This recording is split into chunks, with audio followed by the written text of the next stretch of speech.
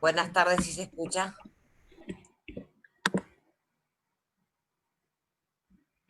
Buenas tardes. Bueno, evidentemente ahí pudimos conectarnos, unos minutos que hemos perdido. Yo les voy a pedir si última se podrían quedar para recuperarlos, porque la clase de hoy es larga, así que vamos a hacer lo posible para mantenerla bastante dinámica con el tema. Bueno, lo que vamos a ver es justamente evolución histórica de la economía. Vamos a ir hablando de varios pensadores, a ir viendo tiempo, autores, épocas, eras, vamos a ir tocando un poquito de todo. Esto básicamente es para que ustedes tengan una idea de cuáles son las diferentes posturas ideológicas que hemos ido teniendo a lo largo del tiempo, cómo se han ido dando estas evoluciones.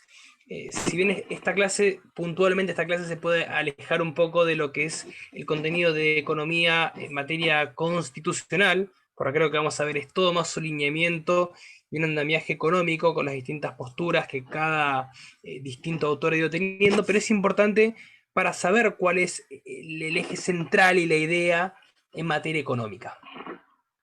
Bien, como ustedes saben, se le atribuye, ahora vamos a empezar con un PowerPoint que seguramente muchos de ustedes ya han visto, que vamos a poner acá para compartirlo. Esperen que lo estoy abriendo. Ahí está. Ahora ustedes me van a decir si lo llegan a ver.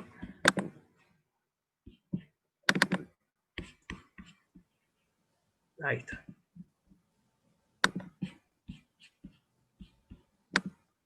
¿Lo pueden ver ahí? Sí se ve. Sí, se ve Bien. bien. Sí, profe. Bueno, como ustedes saben, se le atribuye a Adam Smith el término o la noción de padre de la economía. Sin embargo, hay que ser justos con los demás pensadores que han estado antes que Adam Smith, porque ustedes saben que Adam Smith, cuando escribe La naturaleza sobre el estudio y la riqueza de las naciones, ahí en 1776, no fue un iluminado Adam Smith que dijo, uy, voy a empezar a escribir de economía. Los que empezaron en realidad con esto fueron los griegos. Ya cuando nos ponemos a pensar y lo tenemos a Platón cuando escribió La República, que ya algo hablaba él del tema de la propiedad, y ya también incluso quien había sido su discípulo Aristóteles, él hablaba de los intereses. Pero ¿qué pasa? En ese momento era distinto lo que se preguntaban sobre el análisis de la economía. Era más que nada la economía era considerado como una cuestión, digamos, filosófica. Estos autores, y nos seguimos remontando a los griegos, también pasando por los romanos, ellos pensaban o analizaban qué debería ser, o sea, cómo debería ser, en vez de preguntarse qué es. Esa fue la gran pregunta que se hizo Adam Smith. Y en su momento los griegos se preguntaban, bueno, ¿qué debería ser un precio justo? Hoy en día no nos parecería ridículo preguntarnos a nosotros, le preguntan a un economista, ¿qué es un precio justo? ¿Justo para quién? No está muy claro. O se preguntaban si estaba bien el cobro de intereses. Que por ejemplo uno pueda prestar dinero y a ese préstamo le vaya agregando un interés. ¿Y de cuánto tiene que ser ese interés? ¿Y de qué depende ese interés? Entonces, estas preguntas que eran más que nada, tenían un tinte filosófico, es lo que se venía gestando durante todos los primeros orígenes de la economía. Después, con el pasar del tiempo, se fue empezando a desarrollar un poco y aparece lo que es la escuela del mercantilismo. La escuela del mercantilismo que viene a tener su origen principalmente en Francia, que viene a establecer justamente y empezar a darle un significado y atribuirle valor a las cosas. Ellos a lo que le entregaban valor principalmente era a los metales preciosos. El oro, la plata, para ellos era fundamental, pero justamente ustedes, si nos ponemos a pensar, tiene sentido porque básicamente las grandes guerras que han habido en su momento fueron justamente por metales preciosos, muchas veces por búsqueda de plata, de oro. Entonces, los mercantilistas ponían su ojo y su enfoque en los metales preciosos. Ellos decían que de los factores de la producción, los más importantes, lo que hacían la riqueza de una nación, eran los metales preciosos. Después, con el pasar del tiempo, aparece otra escuela llamada la fisiocracia, que eran los fisiócratas, que tiene su origen también en Francia. Básicamente, y podemos llamar a la era de Luis XIV, muchos lo pueden conocer por haber leído, otros por ver la película de El hombre de la máscara de hierro, la de DiCaprio, que ya muestra un poco el tinte de cómo era Luis XIV en ese entonces. Y ellos ponían su enfoque que si bien era una persona que tenía un temperamento bastante particular, pero ellos consideraban que de los factores de la producción, la agricultura era esencial. Ellos ponían su enfoque y su ojo en la naturaleza, por eso también la fisiocracia, cuando hablamos de fisiocratos, que viene de gobierno de la naturaleza, es a lo que apunta el nombre de fisiocracia. Y podemos interpretar a su máximo referente como François Quesnay.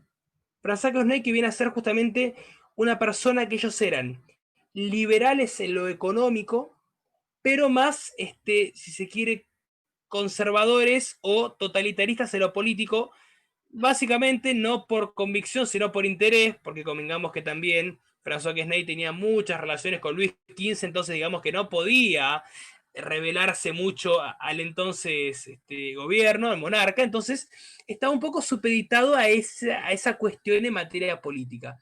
Pero ellos tenían una famosa frase que ustedes la deben haber escuchado: dejar ser, dejar pasar. Laissez-faire sería en francés, laissez-faire. Y esta cuestión de dejar ser, dejar pasar, viene a formar un poco de los andamiajes que toma Adam Smith para lo que son los postulados que ahora vamos a ver. La idea mía es dejar unos 10 minutitos de clase antes de que terminemos para hacer preguntas. Así que si tienen alguna, anótensela más que nada como para no ir cortándose alguna cosa puntual, pero voy a dejar al último un bache para que me hagan alguna pregunta sobre alguna de las cosas que vamos a ir viendo, de los postulados, de las teorías y demás. Hasta ahora, ¿todo claro va quedando? Sí. Bueno, entiendo que sí. Bueno, entonces como dijimos, de los griegos ha ido pasando, llegamos a los mercantilistas, los fisiócratas y ahora llegamos a Adam Smith.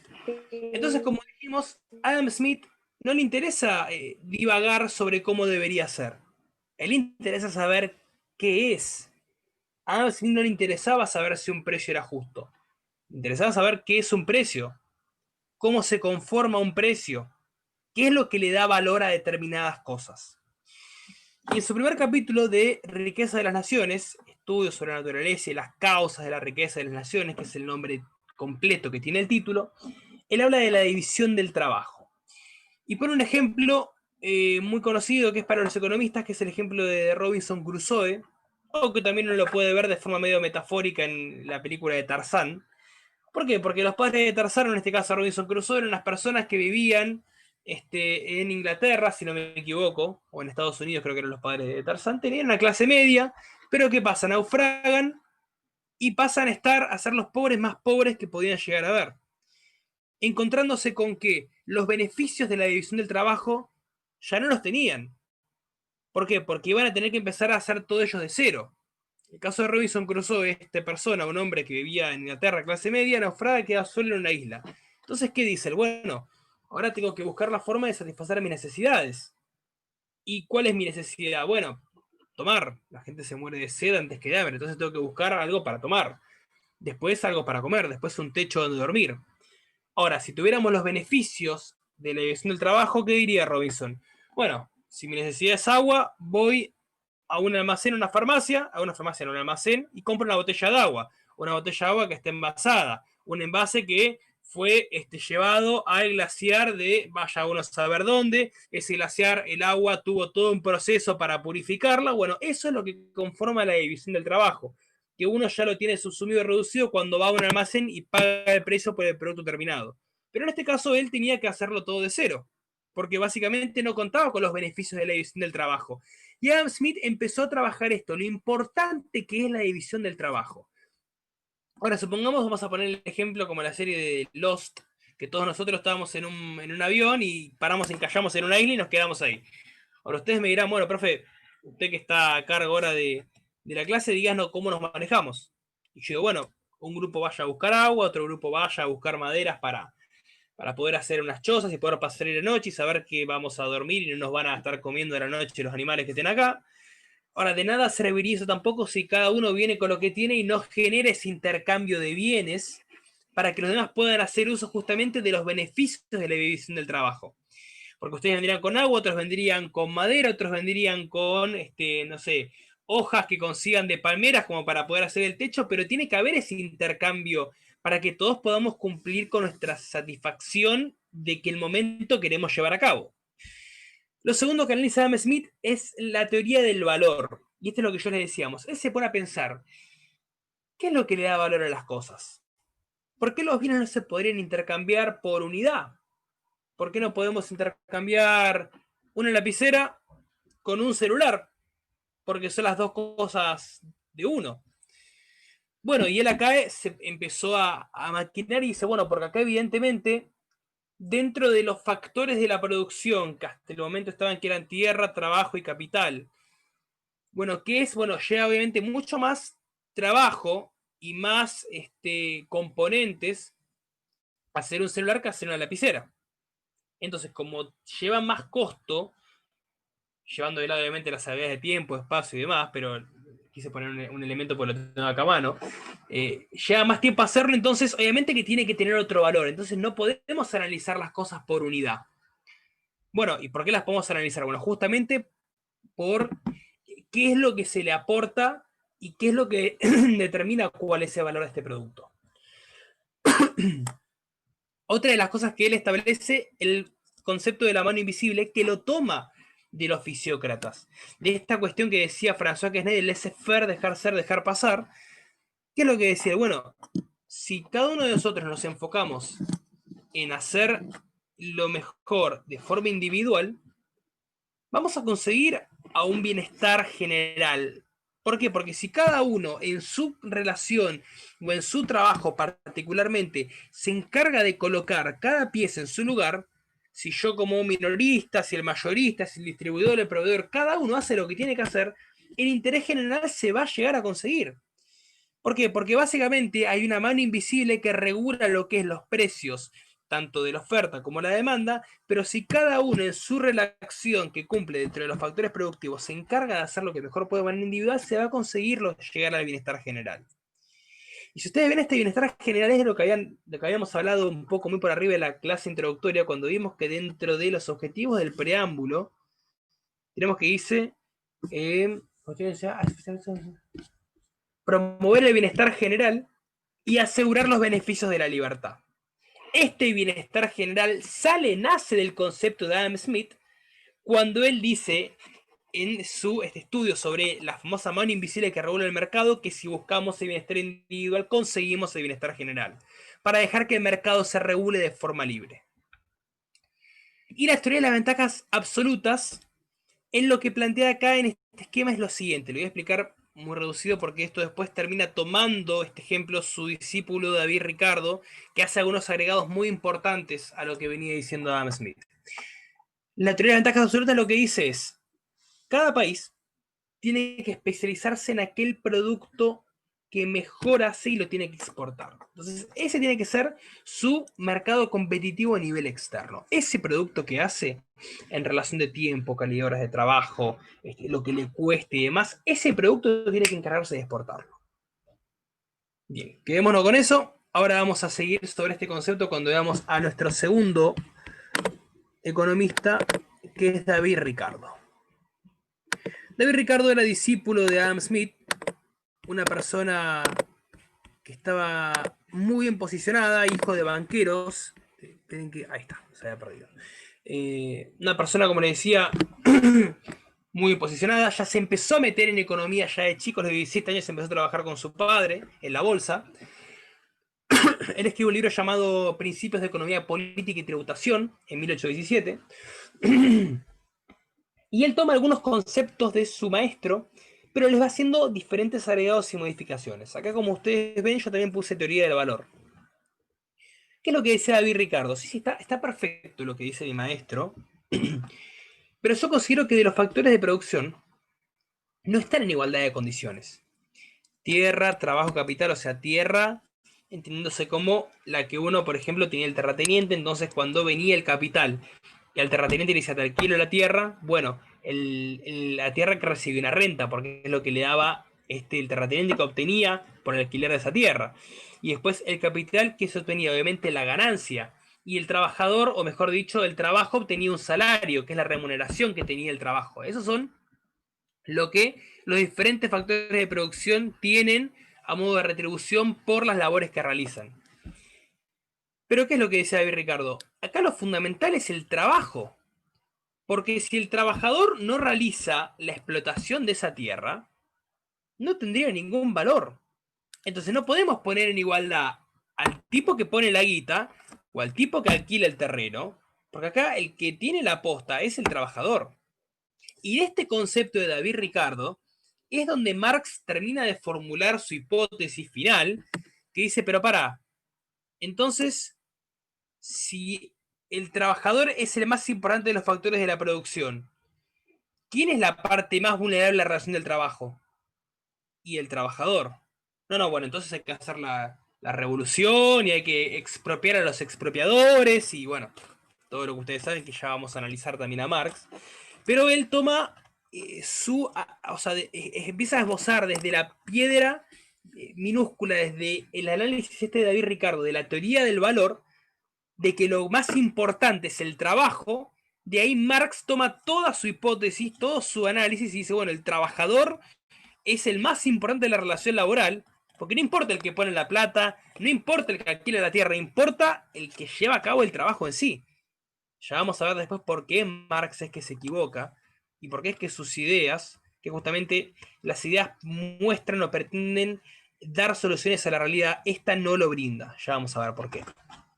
Pero sigamos con David Ricardo. Entonces, teoría del valor, él dice que también entre los factores de la producción lo más importante era el trabajo.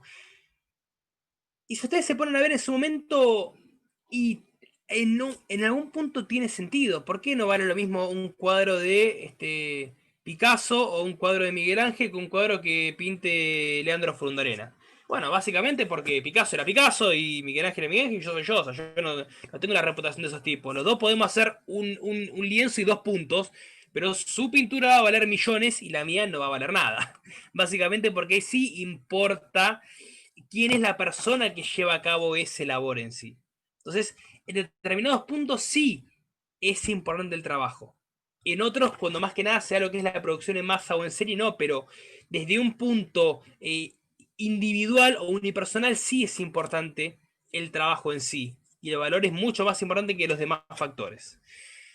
Después él establece algo llamado lo que es la ley de costos marginales decrecientes, que este es otro de los análisis que hacía David Ricardo. Él básicamente lo que dice acá, esto lo voy a poner en un ejemplo. Supongamos que ustedes se reciben, se abren un estudio jurídico y tienen una pequeña oficina. Entonces, atienden de a un cliente, uno cada 2 días, se van haciendo de a poco. De repente empiezan a tener más clientes y bueno, tienen que contratar una secretaria porque ya la verdad que no dan abasto. Porque tienen que ir a audiencias o porque tienen que ir a ver expedientes. Entonces ya lo que ustedes ganan ya se divide en una persona más que va a ser su secretaria. Pero supongamos que siguen teniendo más clientes y más consultas, bueno, ya no les alcanza una oficina, tienen que ir a una oficina más grande. Entonces en ese caso va a aumentar también su costo. Y van a tener que asociarse con algún colega, porque ya no les va a alcanzar la cantidad de gente que van a tener. Entonces ya va a ser dividir las ganancias por 2, y 2 secretarias, y 2 oficinas. Entonces lo que plantea David Ricardo es que la ley de los costos marginales decrecientes, que cada vez que uno va aumentando los costos, obviamente la ganancia se va reduciendo. Bueno, no era muy iluminado lo que decía, si lo ponemos a pensar hoy en día, pero bueno, piensen en ese momento que lo que analizaba él era de esta forma. A ver, si no podemos optimizar el trabajo, donde nos encontramos en la realidad de que estamos siendo avasallados justamente por la constante del trabajo, vamos a incurrir en la capacidad de contratar más personas y eso nos va a hacer reducir a las ganancias. Entonces, la finalidad de David Ricardo y lo que giraba en torno a esta ley de costos marginales decrecientes es la de optimizar el trabajo para no caer en esta cuestión de tener que afrontar pérdidas innecesarias por tener que contratar personas cuando podemos llegar a buscar la vuelta para optimizar ese labor. Bien, voy a explicar teoría de las ventajas comparativas y después de la renta diferencial, que es por ahorita es lo más complicado. Teoría de las ventajas comparativas, bueno, ustedes se acuerdan que Adam Smith hablaba de la teoría de las ventajas absolutas. Es decir, cada país tiene que encargarse de exportar aquello en lo que más retribución le saca en horas de trabajo, tiempo y demás. Bien, ¿y qué es lo que plantea acá David Ricardo? Esperen que... Ahí está. Bueno, lo que dice acá es lo siguiente. Está perfecto lo que dice Adam Smith. Ahora, ¿qué pasa cuando vos tenés un país que competitivamente no es mejor que ninguno? ¿Qué pasa en ese caso? O sea, no tiene que exportar directamente. Se aleja del comercio exterior y no tiene ningún tipo de funcionalidad ni relación comercial. Entonces, algo tiene que hacer. Bueno, dice David Ricardo, en ese caso, si un país no puede llegar a ser competitivo mejor en relación tiempo, calidad de horas de trabajo con ningún país, de igual manera tiene que buscar aquel producto en que le puede ganar, tal vez no en horas de trabajo, pero por ahí sí en calidad. Por ejemplo, hay una fruta que se comercia mucho en Brasil, que es el azaí. Bueno, ahora acá empezó a llegar de a poco, envasado, en algunos lugares se vende el azaí, pero es obvio que como en Brasil no va a haber azaí. Entonces, ¿qué pasa? Bueno, como sabemos que nosotros, por ejemplo, no vamos a poder vender azaí porque eso es un producto que es típico de Brasil, porque ellos ganan con la calidad, y posiblemente con la optimización, busquemos la manera de otro producto alternativo. Bueno, no sé, la miel, podemos decir acá, porque acá en Mar del Plata, aparte de lo que es Sierra de los Padres, tenemos, bueno, con la miel. Bueno, y si bien hay otros países que exportan miel, busquemos que tengamos una buena calidad, porque por lo menos podemos jugar con eso, o con la calidad, o con la competitividad de tiempo, horas de trabajo, pero con algo tenemos que poder comerciar y buscar algún tipo de beneficio. ¿De qué manera podemos competir si no tenemos nada como para aportar? Bueno, por ejemplo, Grecia, que hemos hablado de los griegos en un momento, ellos lo que le aportaban o que le brindaban a la Unión Europea eran algodón. Era lo que se dedicaba a exportar Grecia. No, no le pidas más a Grecia. Eso y el turismo, o sea, de eso vivían. Así también estuvo los últimos años, pobre Grecia, ¿no? Tiene una recesión muy grande. Entonces, hay países que la verdad, si seguimos los postulados de Adam Smith, no deberían exportar nada si no son competitivos con nada. Bueno, David Ricardo dice, no, igualmente tienen que exportar. Buscar aquel producto en que algún beneficio le puedan sacar, relación, tiempo, horas, trabajo, calidad, algo, y de ese algo buscarlo meter en el mercado para así justamente poder ser competitivo en algún tipo de relación. Y por eso es que también se han empezado a formar bloques comerciales para también asegurarse de tener aliados con los que podamos llevar a cabo determinada relación y poder tener un tinte de exclusividad. Que eso también permite que cuando uno no tenga el mejor producto, sepa que tiene determinados aliados comerciales con los que va a comerciar. Y la teoría de la renta diferencial, esto básicamente lo que establece David Ricardo es que en una población el lugar donde se vaya a plasmar el terreno es importante, la fertilidad que tiene, porque es lo que va a determinar cuál va a ser el precio de la tierra. ¿Por qué no nos sale lo mismo un departamento en Varese, en piso 7, donde corramos la cortina y tengamos toda la playa divina, a que un departamento en el medio de la ruta que nos lleva de Mar del Plata a Sierra de los Padres? Bueno, básicamente porque ahí hay muchos factores que influyen. El tema de la cercanía con el centro que tienes en Varese, el tema de la vista en el mar, el tema de la altitud. Hay muchas cuestiones que influyen en que uno valga lo que vale y el otro no. Entonces, con este concepto de la teoría de la renta diferencial, él dice, no todas las tierras valen lo mismo. Porque hay tierras que él lo analizaba desde el sentido de la fertilidad de la tierra. Hay tierras que son mucho más fértiles, otras que no lo son tanto, entonces no podés querer o pretender que se obtenga lo mismo de una tierra que es fértil de una que no lo es. Entonces ahí empieza la distinción de por qué las tierras tienen que valer distinto. Y cuánto es lo que el capital está dispuesto a pagar por esas tierras. Porque ustedes imagínense en ese momento, estamos hablando en 1800, principios de 1800. Va un capital y dice, te quiero alquilar esta tierra. ¿A cuánto? No sé, macho, ¿a cuánto te la puedo alquilar? ¿Qué sé yo? Sí, pagame tanto. Bueno, listo, perfecto. Y esa tierra empieza a dar frutos y la empiezan a explotar y empiezan a sacarle un montón de beneficios.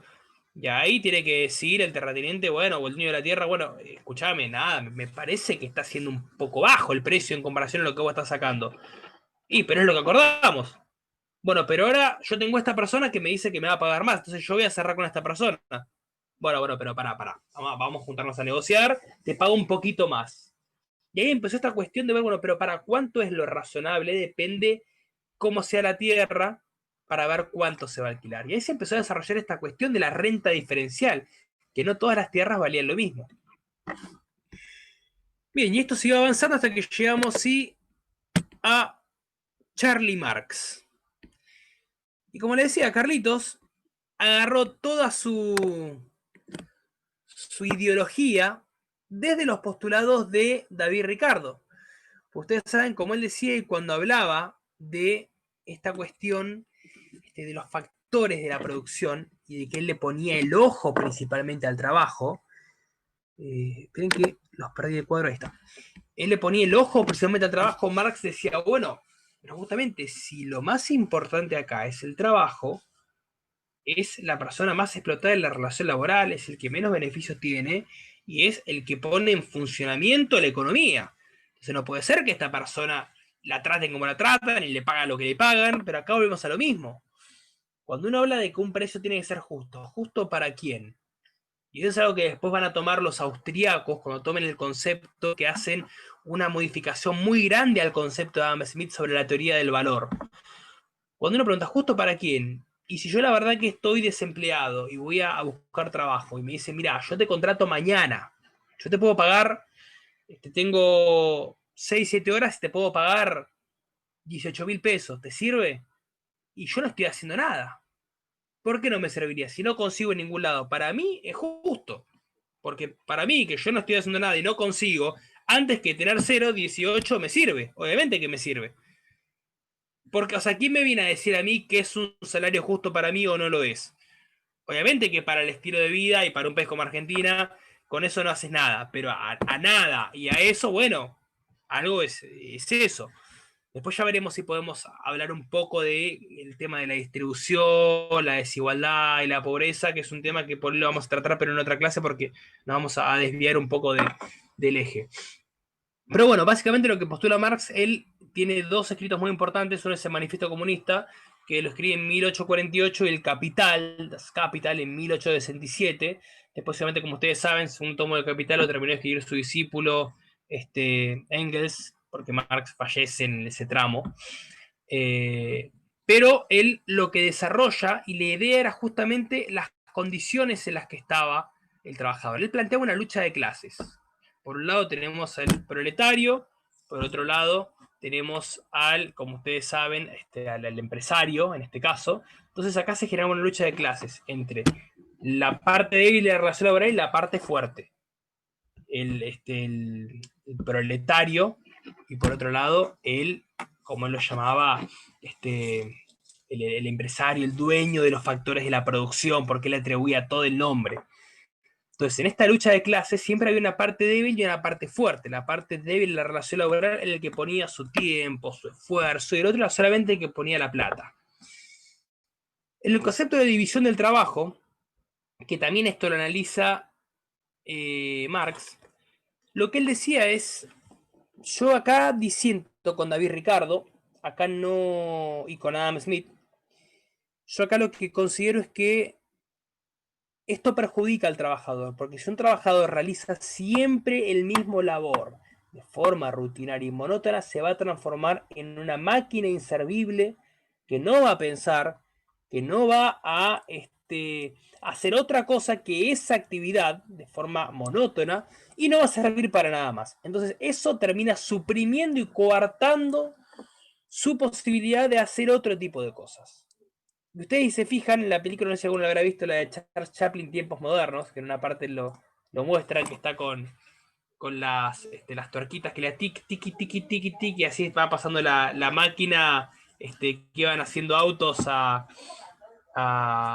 en serie, y él está tiki, tiki, tiki, estaba solamente dándole con las pinzas. Entonces, esta cuestión, que en ese momento y más por el tiempo en que escribe Marx, esto era frecuente, porque obviamente convengamos que él analiza y empieza a diagramar su modelo en una sociedad que estaba justamente dominada por determinadas empresas que los trabajadores, la mayoría sí, tenían un trabajo muy monótono, muy rutinario.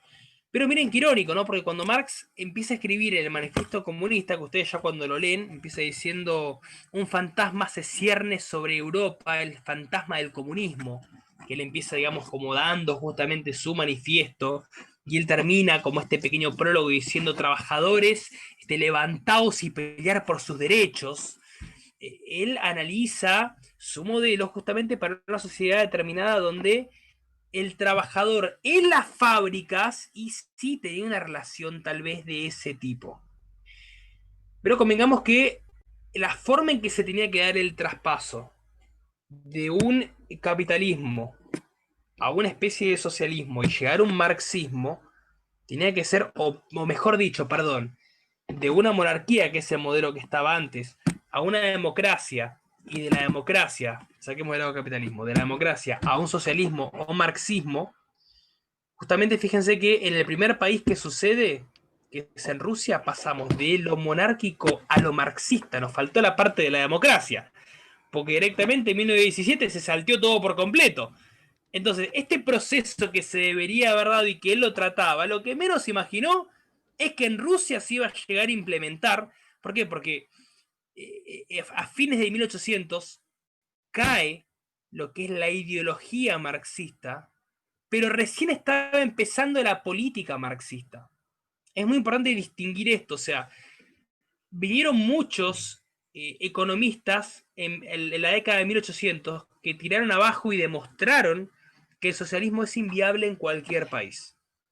Pero recién políticamente empezó a aplicarse hacia fines de 1800 y principios de 1900. Como les digo, la primera muestra es cuando se da la Revolución Rusa en 1917, que había unos aires de socialismo, estaba toda la gente contenta, emocionada, esta cuestión de pelear por y el amor a la patria, y como decía Che, el nuevo hombre libre, esta cuestión que después con el tiempo quedó demostrado que aquello que se dijo en 1800 y de lo que se criticó al socialismo, con el tiempo terminó siendo demostrado en los hechos y lo político. Pero ha tenido un tiempo, casi diría un siglo de diferencia entre lo que dijo Marx, entre lo ideológico y filosófico, y lo que terminó siendo en materia política, porque se ha aplicado eso. Ustedes saben que se sigue aplicando en algunos países. Y saben qué pasa en aquellos países que siguen esas ideologías de tinte marxista propiamente dicha. Socialismo podemos discutir, porque hay países de Europa del Norte que son socialistas y son países con las mayores libertades económicas. Son países que tienen una realidad completamente distinta. A ver, Francia es socialista, España es socialista, hay muchos países que son socialistas, pero el socialismo allá es distinto al concepto que tenemos acá de socialismo. Son dos cosas completamente distintas. Acá se asocia al socialista con el zurdo, con el marxista. Bueno, allá es otra cosa distinta. Ojalá tuviéramos un socialismo como el de allá, que sería lo más liberal o de derecha que podamos tener acá, porque son conceptos completamente distintos. Pero volviendo un poco a Marx, él hablaba esto de la lucha de clases entre el proletariado por un lado, el empresario por otro lado, el trabajador que estaba siendo coartado y suprimido por esta clase que se encargaba de controlar los medios y los factores de producción. Bueno, acá hay un tema que es fundamental, que es la abolición de la propiedad. Y esto fue lo que terminó por tirar abajo todo el modelo marxista. Ustedes saben cómo funciona la asignación de recursos en el mercado. Se da a partir del sistema de precios, que van guiando las acciones de los demandantes. Entonces, como ustedes saben, si nosotros no tenemos precio, no podemos determinar de qué forma se va a dar. ¿Y a qué nos lleva a no tener precio? Bueno, básicamente, si no podemos determinar cuánto van a valer las cosas, y ahora vamos a pasar un poco a los liberales, que ahora vamos a retomar esto, es muy difícil que podamos asimilar esta cuestión de cuánto es lo que valen las cosas, porque la asignación de recursos en el mercado es lo que nos permite saber cuál es el sistema de precios, para esclarecer un poco esto que puede sonar medio confuso. ¿Qué es lo que determina cuánto vale un celular o cuánto vale una regla, cuánto vale, bueno, como dijimos, los factores de la producción, todos en general?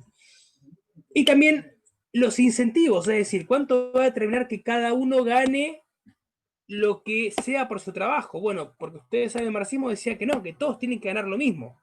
¿Y pero por qué yo voy a trabajar más horas que el otro si voy a ganar lo mismo? ¿Por qué lo voy a hacer? ¿O por qué, por ejemplo, yo no puedo determinar o tener algo mío si es todo de todos? Están negando el derecho de propiedad.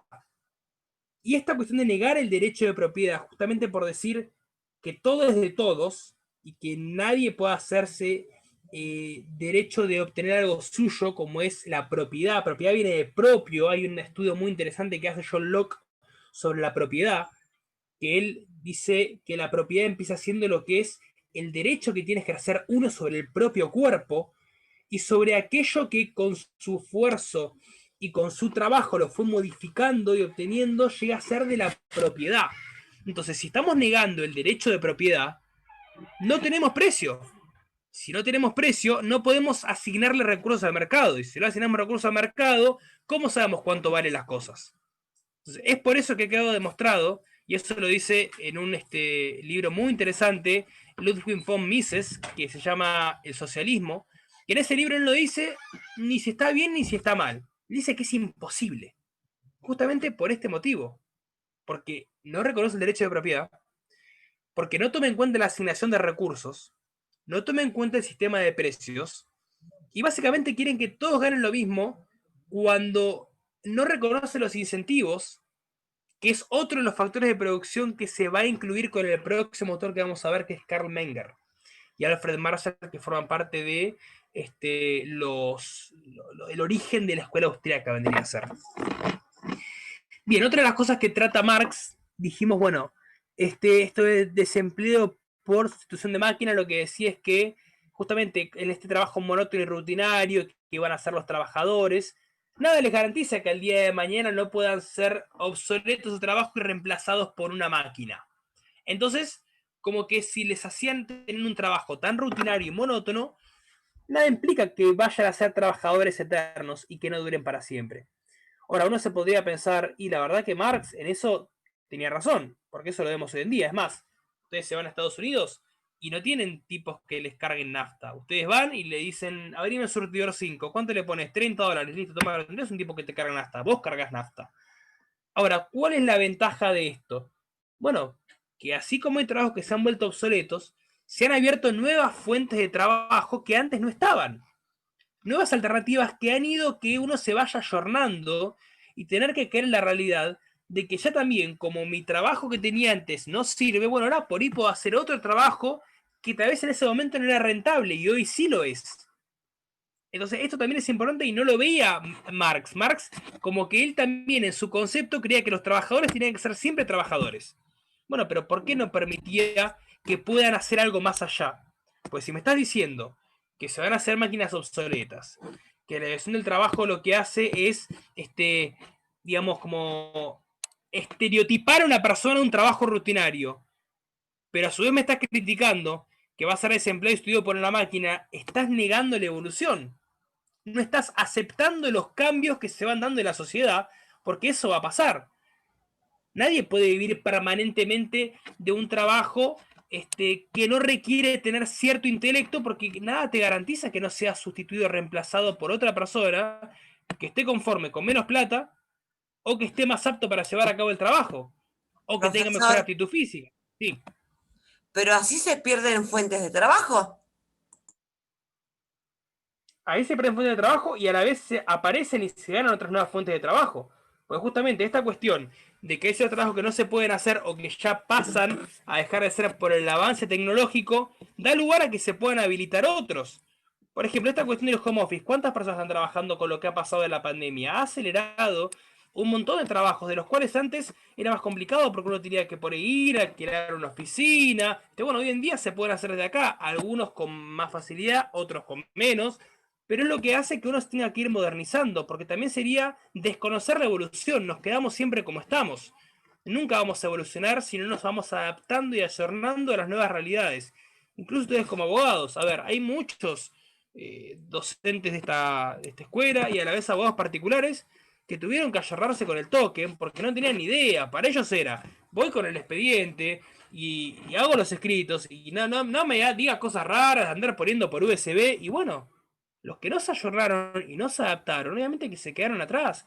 Porque si ustedes ven, por ejemplo, lo que son los juegos de familia, no dan más abasto de la cantidad de expedientes que hay. Hay que empezar a digitalizar todo. No podemos seguir más con el formato papel, con el expediente típico y decir, no, buscámelo, el tomo y la folio, estás de acá buscando, no. Abrime el archivo, tag, listo, lo tengo más digitalizado. Y sí, a algunos obviamente que les costará ayornarse, a nosotros también porque es algo nuevo, lo que es la parte esa, pero ya estamos más enganchados con lo informático. Bueno, esta cuestión de reconocer y adaptarse, y acá nos vamos a un concepto más darwinista, es la supervivencia del hombre. Tenemos que justamente reconocer estas cuestiones para saber que si no, obviamente, todos los trabajos en el tiempo van a ser obsoletos. Hoy en día tienen impresoras 3D que les pueden hacer casas, departamentos. ¿De dónde está ahí el trabajo del maestro mayor de obras o del arquitecto? Hoy en día tenés aplicaciones que vos agarrás y decís, hola, ¿cómo estás? Y tocas un botón, hi, how are you? Ya te traducen al inglés. ¿Dónde está el trabajo del traductor? Bueno, hay que empezar a adaptarse, a ayornarse, buscar qué alternativa esas personas pueden buscar la manera de que su trabajo no sea obsoleto. Porque sí, el avance de la tecnología se va a seguir dando, va a seguir estando, y si nos quedamos con lo que estamos haciendo hoy y dentro de 20 años, y más vale que nuestra demanda va a caer muchísimo. Porque es también la otra, ustedes lo pueden hacer. El tema es cuánto van a obtener de beneficio por su trabajo si ustedes no buscan ir avanzando con los cambios que vienen. Yo no sé ustedes qué querrán hacer el día de mañana en la profesión, pero tienen la cuestión de delitos informáticos, tienen la cuestión del free banking, tienen la cuestión, muchas cuestiones, lo que son el tema de patentes de invención, que están empezando a abrir ahora, derecho bancario, y que no están tan explotadas. Toda la parte de informática es un yeite muy grande que no está explorado para nada. Y ustedes, como saben, el derecho viene a regular conductas sociales. Cada cosa nueva que sale, el derecho la va regulando. Y así como el derecho la va regulando, yo tengo compañeros que la verdad tienen unos laburos bárbaros. Hay uno que se encarga de gestionar las visas para los DJs que vienen, está metido con la parte de aduana. Y vos decís, ¿dónde inventaste esto? Bueno, salió una posibilidad, se reguló, se legisló y acá está. Entonces, y sale del clásico que es familia, comercial, penal, laboral. Entonces yo creo que, y en esto quiero cerrar la idea de Marx diciéndole esto, de la posibilidad de abrirse, de buscar otras variantes, otras alternativas, porque esto avanza así, chicos, la tecnología nos lleva a puestos, y miren que yo, como ustedes, soy de esta generación, yo agarré la primera consola que fue del Family, y estoy ayornado con todo lo que fue el avance de la tecnología, pero crece de forma exponencial. A mí yo siento que me come vivo, uno se compra un celular como puede y qué sé yo, no sé comprar el último, pero se compra uno medio pelo y dice, bueno, con esto tengo para tirar, qué sé yo, 2, 3 años. Sí, sí, ¿de dónde?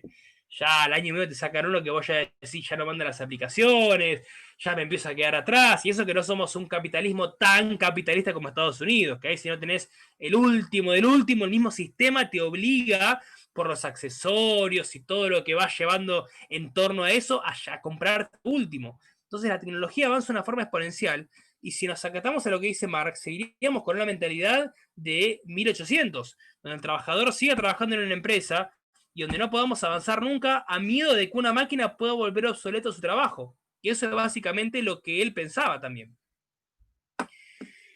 Bueno, y ahora aparece una persona, en realidad aparecen tres, pero bueno, ya que lo resumí con uno, Karl Menger, otro es Leon Walras y otro William Stanley, Stanley como el termo. Tres personas que aparecen, escriben en tres momentos similares, solamente que Menger escribe en alemán, Walras escribe en francés y Stanley escribe en inglés. Pero ellos vienen a establecer un concepto distinto de lo que se pensaba y muy interesante. Ellos vienen a hacer, digamos, una revolución marginalista, se les llamaría. Estos tres autores, que vienen a dar origen a la escuela austríaca, de las cuales después también sale Alfred Marshall, sale Friedrich Hayek, sale Ludwig von Mises, y después viene a salir también, que toma ese concepto, Milton Friedman, de la escuela monetarista. ¿Qué es lo que decía Menger? Bueno, Menger da un agregado completamente distinto a lo que venía a decir Adam Smith. Ustedes recuerdan que habíamos visto que dice Adam Smith, el valor es objetivo. ¿Por qué? Porque depende de los factores de la producción, dice. Tierra, trabajo, capital. David Ricardo pensaba lo mismo, sí, el valor es objetivo, pero le da especial hincapié al trabajador, o sea, al trabajo. ¿Qué es lo que dice Menger? No, el valor no es objetivo, el valor es subjetivo. ¿Cómo? Claro, el valor es subjetivo. ¿Cómo que es subjetivo? O sea, me estás cambiando todo lo que se venía diciendo hasta ahora sobre cómo era el valor. ¿Y por qué dice que el valor es subjetivo? Porque lo que le da valor a las cosas, para los austríacos, está determinado por los gustos y preferencias de cada uno de los consumidores. A ver, explicame un poquito más esto, Menger. Bueno, el tema sería el siguiente. Supongamos que yo compro las piezas de un auto y me pongo todos los días en la puerta de la facultad, supongamos que ya volvió la presencialidad, y me pongo a armar todos los días un ratito un auto, ¿no? Compro todas las piezas y empiezo a armar. Y ustedes me ven, pasan por la facultad, van a cursar otras materias, y me ven a mí que estoy armando el auto, ¿no? Hola chicos, ¿cómo andan? Bien, los saludo. Al cabo de 2 años y medio, yo tengo en la puerta de la facultad algo parecido a vamos a poner un Peugeot. Si los chicos vieron cómo quedó, sí, sí, buenísimo, profe, bien. Bueno, lo vendo no como un Peugeot, pero un poquito menos, en vez de, qué sé yo, 800.000 se los dejo a 650.000. Ustedes van a decir, mire, profe, está todo bien, pero para mí eso no vale nada. ¿Cómo no vale nada? Pero ustedes me vieron que yo lo armé, y no, la verdad, antes que pagarle 650.000 a usted, prefiero ir con 800 a Peugeot y me lo compro ahí, o voy a comprar una zona concesionaria. Pero es el mismo auto, o sea, yo compré las piezas, lo armé. Sí, sí, pero no me da confianza, usted no es mecánico. Usted es abogado, usted no sabe de autos. Bueno, en este, para mí, es lo que determina los gustos y preferencias. ¿Por qué a nosotros nos da más confianza comprar en determinado lugar? ¿O por qué nos gusta tener un celular que sea Samsung o iPhone? Podríamos tener no sé, un Motorola, no sé si o los Kawaii, algunos más económicos, porque todos mandan WhatsApp, todos reciben llamadas. ¿Por qué nos gusta el teléfono ese que da algo particular? Bueno, porque justamente sabemos que esos teléfonos cumplen con otro tipo de preferencias que a nosotros nos gusta. Tiene mejor definición la cámara, tendrá más aplicaciones que se pueden bajar, qué sé yo, tiene cosas que tal vez un celular más simple no las tiene. Se ve más grande la pantalla. Bueno, esta cuestión es lo que terminó dando la vuelta de tuerca, que el valor es subjetivo y está determinado por los gustos y preferencias nuestros, ya no solamente por los factores de la producción. Vamos a agarrar un caso típico. Supongamos una persona que trabaje en una plantación de tabaco. Como ustedes saben, la planta de tabaco solamente sirve para sacar el tabaco, o sea, para hacer cigarrillos. Ahora, supongamos que mañana todo el mundo deja de fumar y se ponen todos con los vapor. Todos empiezan a vapear y nadie compra cigarrillos. ¿Cuánto va a valer el trabajo de la persona que trabaja en la plantación de tabaco? Y la verdad que nada. Si nadie compra tabaco. Entonces, si nadie compra tabaco, la verdad es que yo no te voy a pagar nada, no te puedo pagar nada porque nadie está fumando. O sea, es inservible tu labor. Así como es inservible el producto en sí, que es la planta de tabaco. O sea, no sirve para nada. Ahora les pongo la situación inversa. Todo el mundo empieza a fumar. Se vuelven todos adictos. Y ya el tipo que trabaja o que tiene plantaciones de tabaco y se debe contratar a las personas. Y los CAE les va a tener que pagar mejor todavía. ¿Por qué? Porque la gente empezó a fumar más, porque los gustos y preferencias aumentaron. Entonces, la vuelta de tuerca que hacen los austríacos de que lo que le da valor en realidad es algo subjetivo porque son los gustos y preferencias de los consumidores, no ya tan así los factores de la producción, es un aporte fundamental. Menger también establece lo que se llama la ley de rendimientos marginales decrecientes, y en esto vamos a poder ejemplificar un poco qué es lo que él decía. Él pone el ejemplo de un tipo que está caminando por el desierto y ve un oasis, hay un puestito, un tipo. El tipo ya estaba muerto de sed, estaba con el camello, venía dándole días y días y ya no encontraba nada, hasta que ve un oasis con un puestito y se acerca muerto de sed y le dice, por favor, dame una jarra de agua. Te pago lo que sea, le dice. Bueno, a ver, ¿cuánto va a valer esa jarra de agua? Y obviamente que para él va a valer mucho, porque se está muriendo de sed, su necesidad básica tiene que ser satisfecha. Entonces, ponerle que el tipo le diga, qué sé yo, y la jarra de agua esta te va a valer $200, sí, te lo pago, tomá, pum, bien. Se toma el agua, bien. Entonces, ahora viene, creo que esto se lo voy a graficar acá mientras se lo voy explicando para que lo entiendan. Ahora dice, bueno, ahora una segunda jarra. Bueno, la segunda jarra obviamente que va a valer menos que la primera. Porque la segunda jarra supongamos que va a ser para mojarse la cabeza. Porque él estaba muerto de calor. Entonces no va a pagar 200 o $300 por la segunda jarra, va a pagar menos.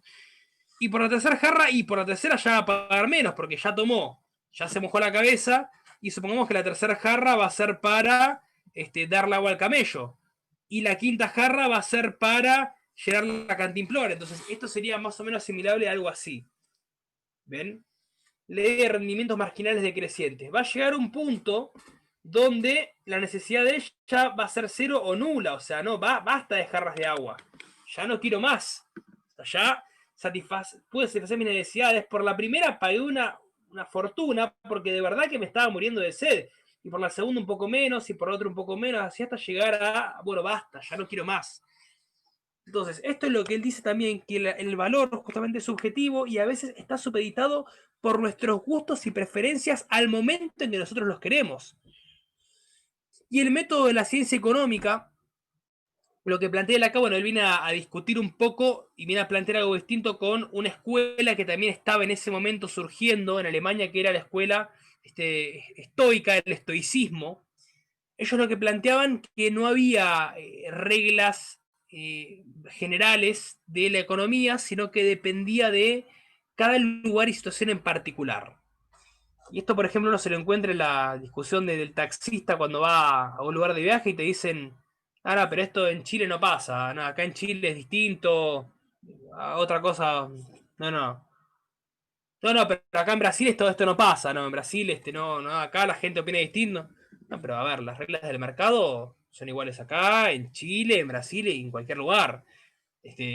La oferta es una, la demanda es una, si se empieza a emitir, se tiene que incluir esa emisión inyectada por medio de la inflación. Hay reglas de la economía básicas que no importa el lugar donde uno esté, sino que se tienen que respetar porque es una ciencia. Ustedes, como saben, la economía es la ciencia que se encarga de estudiar la administración, es una ciencia. Y como toda ciencia tiene reglas básicas, entonces Menger viene a salir en defensa de la economía con este método de la ciencia económica que él lo escribe y lo explica en su libro llamado Principios de la Economía, donde viene a salir en defensa de este concepto. Como ven, el libro de David Ricardo también se llamaba Principios de la Economía. Todos lo ponen principios de economía. Todos creen que sus postulados son los principios de la economía. Bueno, una cuestión un poco de ego que tienen los economistas. Bueno, Menger, como le decía, trabaja estas tres cuestiones básicas. La teoría del valor, ley de rendimientos marginales decrecientes, el método de la ciencia económica. Hablaba de otras cuestiones, pero no me quiero mucho del tema porque no sé si me va a alcanzar para ver a todos los que nos quedan todavía. Vamos a ir a Alfred Marshall. Bueno, Alfred Marshall era también de estos revolucionarios que marginalistas. Él plantea, bueno, también principios de economía, 1890, como les digo, todos son principios de economía. O sea, les juro que se llaman así los libros, no es que yo lo estoy inventando, se llaman todos principios de economía. Él hace varios agregados, pero me quiero enfocar en estos dos puntualmente. Voy a empezar por el segundo, incentivo empresarial. Ustedes saben que los factores de producción habíamos dicho que hasta el momento, y ahora van a entender por qué dije hasta el momento, eran tres: tierra, trabajo, capital, y Alfred Marshall agrega el incentivo empresarial. Porque este incentivo empresarial es lo que determina la importancia que tiene lo que también uno le va a aportar más o menos a los factores de la producción. Y es como le decía, ¿por qué yo voy a trabajar más? Si, por ejemplo, si nos aferramos a lo que diría el marxismo, me van a estar pagando lo mismo. Entonces, si yo trabajo más, se supone que debería ganar más. Y esto creo que vamos a coincidir todos. A nadie nos gustaría trabajar más horas por el mismo dinero. Entonces, esta cuestión del incentivo empresarial viene a formar parte, es un aporte muy significativo dentro de los factores de producción que viene a conformar lo que ya denomina, digamos, como el eje de los 4 factores productivos. este incentivo empresarial que, como les decía en su momento, cuando uno analiza lo que era en su momento los postulados del socialismo, del marxismo, bueno, pasó mucho con lo que fue después de la Revolución Rusa, cuando se empezó a gestar esta cuestión, y la participación de Rusia en la Guerra Fría. Está todo bien, sí, peleamos por el amor de Rusia, y por la madre Rusia, y por la Unión República Socialista Soviética. Está todo bien. Cuando estaba terminando la guerra, ¿qué pasó? ¿Dónde está ese incentivo? A ver, con esto no digo que no se hagan cosas por la patria, ¿no? O sea, no me malentiendan, pero y fíjase que pasó incluso cuando ya se empezó el final o empezó a decaer, ya Nikita Khrushchev empezó que era justamente el presidente del partido de Rusia, de la República Socialista Soviética, que era del partido marxista, empezó a tomar posturas más liberales porque vio que esto no iba y tuvo que devolver los incentivos empresariales. Y al devolver los incentivos empresariales, dejó de lado los postulados marxistas. Incluso fíjense lo que pasó con la caída de la perestroika de Gorbachev. O sea, ya quedó demostrado con lo que fue el transcurso histórico que vivió Rusia, que el marxismo no pudo ser aplicado y no pudo funcionar en la práctica, como ya se había dicho a mediados de 1800 de que no podía ser en materia filosófica y ideológica. Bueno, se quiso aplicar en manera política y no funcionó. Entonces lo que haría que el incentivo es fundamental, porque si no tenemos incentivo, ¿qué nos va a movilizar a nosotros a querer hacer más? Porque por lo mismo que el de al lado que no hace nada. Sí, a ver, algunos pueden tener un amor extensivo por la patria, pero eso dura por un tiempo determinado. Uno se pone en la camiseta de su país y hace lo que tiene que hacer en momentos de guerra, de crisis, y en momentos de calma va a seguir laborando como negro, sin obtener ningún tipo de beneficio o remuneración por encima de los que no lo hacen, y la verdad que no. Yo para eso me quedo en mi casa, aprovecho el tiempo con mi familia, aprovecho el tiempo con mis amigos, hago otras cosas. Me pongo a trabajar 24/7 cuando no tengo algo que me movilice de verdad. Bueno, eso es lo que Marx agrega de la importancia del incentivo empresarial. Y la curva de elasticidad precio y demanda, lo que él plantea en esto es, busca hacer un análisis de qué es lo que obtiene por un lado, o cómo se encuentra este punto de equilibrio de mercado. Porque tenemos por un lado lo que va a ser quien va a consumir o adquirir un bien y quien lo va a ofrecer al mercado. ¿Qué hace el oferente y qué hace el demandante? Ustedes van a comprar un producto al mercado, entonces van y dicen, bueno, a ver, uno ya más o menos tiene una referencia, qué sé yo, por decirles algo. Bueno, ahora los precios se han ido demasiado, ¿no? Pero hasta donde tenía entendido, un par de zapatillas deportivas promedio están entre los 8.000 y 10.000 pesos. Ahora más o menos se han ido eso, unas Nike, unas Adidas. Bueno, el tema es, ¿ustedes cuánto estarían dispuestos a pagar por unas zapatillas? Y si consigo unas a 7, y la verdad que me considero hecho, por cómo están. Obviamente no voy a comprar unas a 2 porque sé que la calidad va a ser horrible, salvo lo que yo quiera, precio-calidad. Si quiero calidad, bueno, con unas que estén promedio de 7.000 pesos me conformo porque sé cómo está en el mercado. Y por ahí consigo unas a 8 y por ahí me tienen que gustar demasiado, pero más de 8 no pago. Bien, esa es la postura de quien pretende obtener un bien determinado, no el demandante. Por otro lado va el oferente. ¿A qué precio pongo esto en mercado? Y si lo pongo a 13, la verdad que voy a vender muy pocas. Pero mi ganancia va a ser mayor. Porque mi costo por estas zapatillas, supongamos que traerlas me salen 4. Y claramente que si lo pongo a 3 estoy ganando no solamente el doble, estoy ganando más, el triple estoy ganando. Bien. Pero si las pongo a 13 no me la compra nadie. Y si las pongo a 10, y ahí puede ser. Gano un poco menos, pero es más factible. Y si las pongo a 7 y si las pongo a 7 me las sacan de las manos. Voy a ganar menos de lo que venía si ganaba 13, pero me las voy a despachar. Y mejor las pongo a 8. Porque 8 es un número que saco el doble de lo que yo pongo entrarlas, que me salen 4, y creo que se van a vender bien.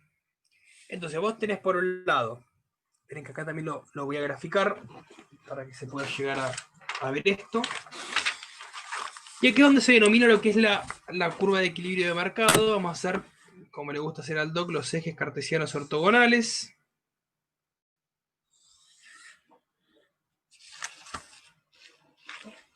Entonces, tenemos la primera curva, ¿no? Eso lo vemos bien. Acá sería precio y acá sería cantidad. Vamos a ver si lo podemos graficar. Entonces, esto sería la siguiente forma. Obviamente que mientras más barato esté, más voy a comprar yo. Mientras más caro esté, menos voy a comprar. Y por otro lado, el oferente tiene la curva que es al revés. Mientras más caro lo pongo, más voy a ganar. Mientras más barato lo pongo, menos voy a ganar.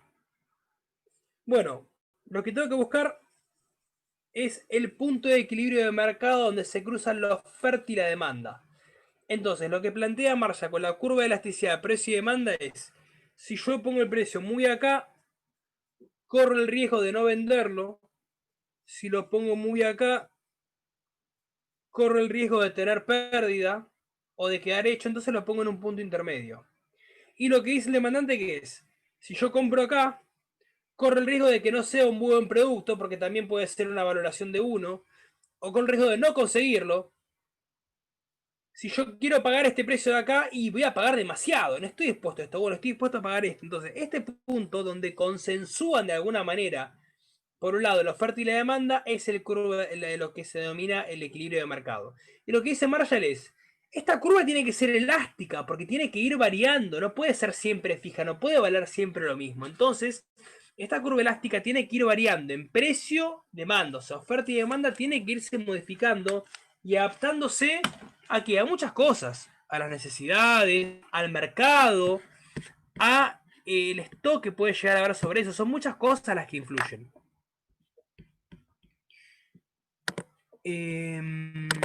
Bien. Vamos a pasar ahora. Bien, eso de Marshall, como dijimos, de los revolucionarios marginalistas, lo vimos a Menger, a Marshall, sepan que también estaba, les conté, Walras y Stanley, que decían aportes muy similares a estos muchachos, pero más que nada me quise abocar a estos. Ahora aparece una persona que seguramente muchos lo conocen, John Maynard Keynes. Bueno, Keynes, amado por muchos, odiado por otros, fue discípulo de Marshall, discípulo que tomó curso con él de 6 meses. No era economista, pero escribió mucho sobre economía. Y complejo, porque les puedo asegurar que la teoría general de la ocupación, el interés y el dinero es muy complicado de leer. Y si no son economistas más todavía, porque tiene muchas fórmulas, muchas estadísticas, es complicado. Pero básicamente Keynes le vino a brindar una solución que para verdad para muchos gobiernos era lo que les faltaba. En resumidas palabras, Keynes dijo, hay que emitir y hay que gastar. Genial, dijeron todos. Uno que me lo dice, listo. Vamos a hacer esto.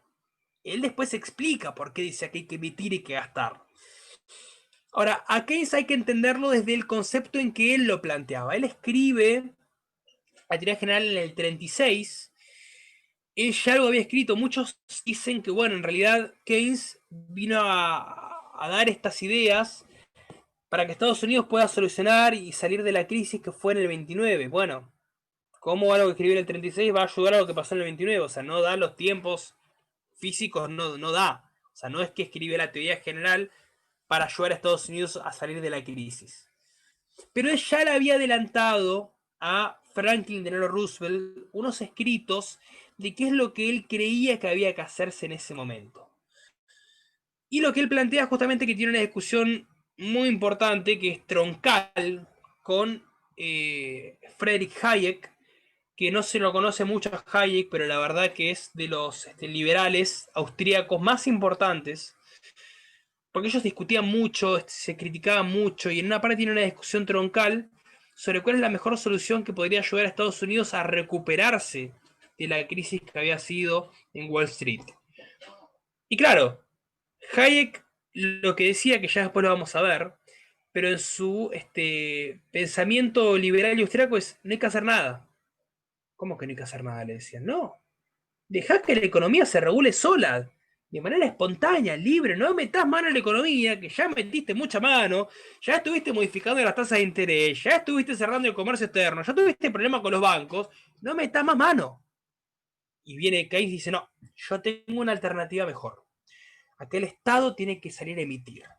Hay que modificar las tasas de interés para reactivar el consumo. Porque el Estado tiene que ser la solución a todos los problemas de crisis que tenga una sociedad. Genial, dijeron. Esto me convence mucho más que el que no hagas nada. Ahora, ¿qué fue lo que desencadenó en esto? Ya vamos a ver justamente por qué es que Estados Unidos cada 10 años, cada 15 o cada 20 tiene una crisis. Justamente porque ya tomó como modelo base esta cuestión de modificar las tasas de interés. Ustedes vieron, en el 2001, también motivo por lo que había sido el atentado con las Torres Gemelas, había tenido una crisis en Estados Unidos. No pasó mucho más, el 2008-2009, que fue la crisis de la burbuja inmobiliaria. Otra crisis económica más. ¿Por qué? Porque cuando está en un momento de crisis, ¿qué hacen? Ponen las tasas de interés baja para que la gente gaste, reactivan el consumo, emiten. Y después cuando se empieza a acomodar todo, que hacen? Suben las tasas de interés, suben para que la gente ya no pueda pedir tantos créditos y préstamos. Y en ese momento, cuando sienten que ya tocan en un pico de crisis económica, vuelven a bajar las tasas de interés, están todo el tiempo así. Taca, modifican las tasas en base a cómo se van generando los ciclos económicos. Bueno, acá me voy a apuntar algo muy resumido de Keynes. Ustedes, si quieren, después podemos llegar a ahondar más en el tema. Él, dentro de su libro, como digo, es muy extenso. Él hace un análisis impecable de lo que es la inversión, que obviamente no es idea propia. Como les dije, él no era economista, tomó un curso con Marshall de economía, pero él empezó a idear su postulado en base a cómo creía que un país podía solucionarse o salir en medio de una crisis. Y básicamente su modelo es eso. Su modelo es una alternativa a una crisis, no a una situación de continuidad. Porque en ese caso estás jugando con los factores de la producción, le estás sacando la posibilidad a el individuo a que pueda determinar cuánto es lo que se va a manejar y que el mercado pueda regular de forma espontánea con esa mano invisible de Adam Smith de qué manera se van a dar los precios. Si vos querés que el mercado los regule. Y esto acá decía algo muy interesante Alberdi, que me lo salteé, pero no quería entrar más puntualmente. Vamos a tener una clase específica donde vamos a analizar el sistema económico y rentístico de la Confederación, que es un libro que saca Alberdi en 1854, un año después de que se va a conocer nuestra Constitución Nacional, donde él dice, la economía tiene que ser para el Estado lo mismo que Diógenes le dijo a Alejandro Magno, que no le haga sombra. Porque la economía no se puede, el Estado no puede meterse en materia económica. Deja que la economía se regule sola. Ya te lo dijo François Quesnay con el laissez-faire. Ya te lo dijo Adam Smith. Ya te lo dijo Ricardo. Te lo está diciendo Menger, que el valor es subjetivo. Deja que los factores de producción influyan. No metas al Estado acá. Ahora, en un momento de crisis, un momento donde se tiene que reactivar la economía, yo no veo mal que tenga que por un tiempo muy limitado el Estado tener que ir a brindar una alternativa, una ayuda. Pero acá hemos hecho abuso de eso, en Estados Unidos también. Por eso considero que, o sea, yo me considero que soy, lo voy a decir, no tengo ningún problema, yo me considero que estoy con la escuela austriaca y con los liberales, pero considero que en un momento de crisis no veo mal una alternativa como la de Keynes. Ahora, ¿cuál es la cuestión acá? Un país con déficit fiscal, un país que aprueba todos los años su presupuesto ya con números rojos, un país que no genera crecimiento en su PBI, todas estas cuestiones ya las vamos a ver en detalle. ¿Puede emitir de forma desconmensurada, como lo podría hacer un país que sí tiene las alternativas en un momento de crisis como fue el año pasado? Y la verdad que Argentina tendría que haber evaluado un poco más sus números, porque ya no estábamos bien como para salir a emitir de la manera en que lo hicimos. Y uno entiende las situaciones en las que vivimos y lo que pasó, pero también hay que entender que no veníamos generando condiciones favorables para que el Estado tenga que venir a brindar ese salvavidas que ya lo hubiera haciendo durante varios años. Ahora, en un momento de crisis, buscar la alternativa de Keynes, yo no la veo algo erróneo. Pero como les digo, por un tiempo determinado, un tiempo muy limitado, y una alternativa donde se necesite esa reactivación que no pueda venir del privado y sí tenga que venir del Estado. Aguárdenme un segundo que... Ahí está. Bien. Entonces, me voy a abocar algo muy cortito de Keynes, que es lo que él planteaba con la teoría de la demanda global. ¿Qué es lo que él decía? Bueno, acá tenemos por un lado lo que es el consumo, más el interés, más el gasto público, más las aportaciones netas, es lo que nos va a permitir analizar de qué manera podemos controlar a la inflación o controlar el desempleo. Las dos cosas no se pueden. Pero podemos controlar la inflación y el desempleo. Por ejemplo, vamos con la primera, con el consumo. Entonces, ¿qué pasa? Si nosotros agarramos y establecemos algún tipo de impuesto al consumo, en ese caso, ¿qué pasa? Si aumentamos los impuestos, en ese caso lo que nos llevaría es que la gente podría recaudar más el Estado, se podría controlar la inflación, pero aumentaría el desempleo, porque la gente no estaría comprando.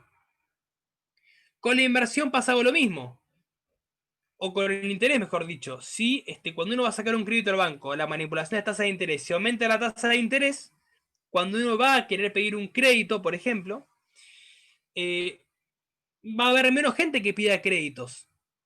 Pero ¿qué pasa? Como los créditos van a valer más porque la tasa de interés va a aumentar, va a tener más plata el Estado, por lo tanto, se va a poder controlar la inflación, pero por otro lado aumentar el desempleo.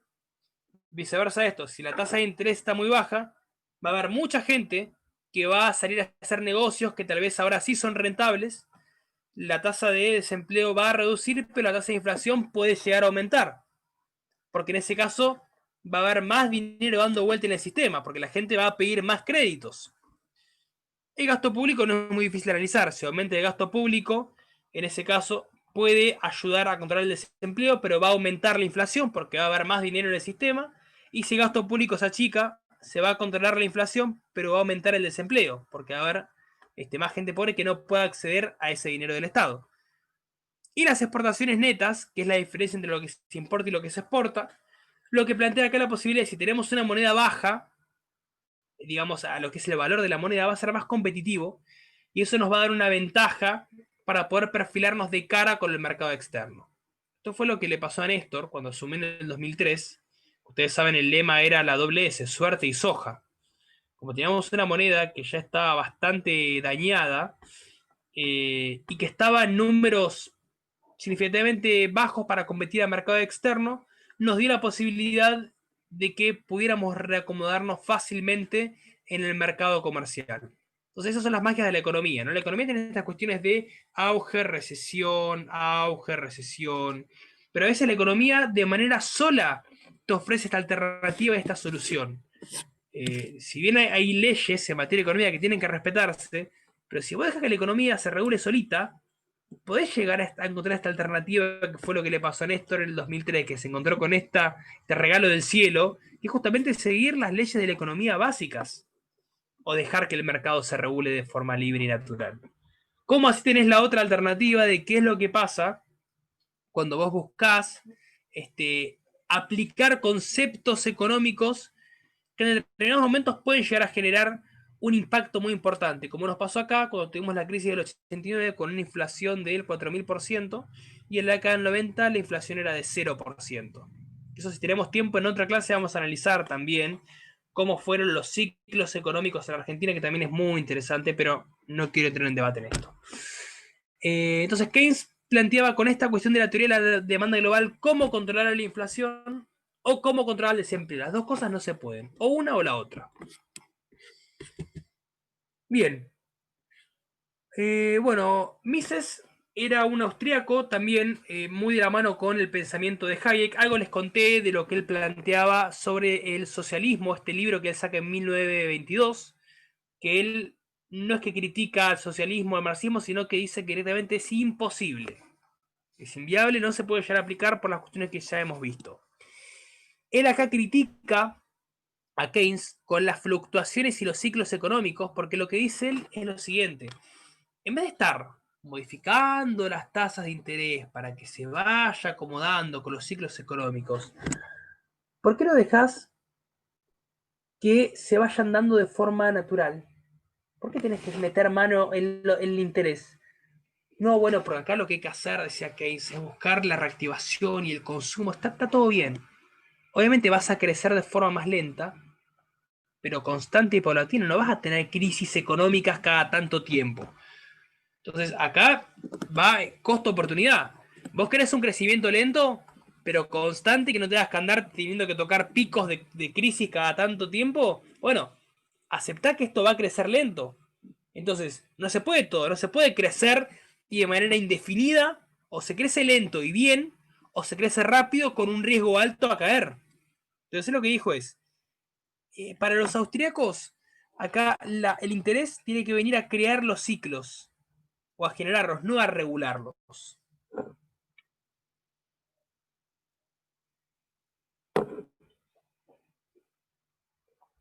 Bien.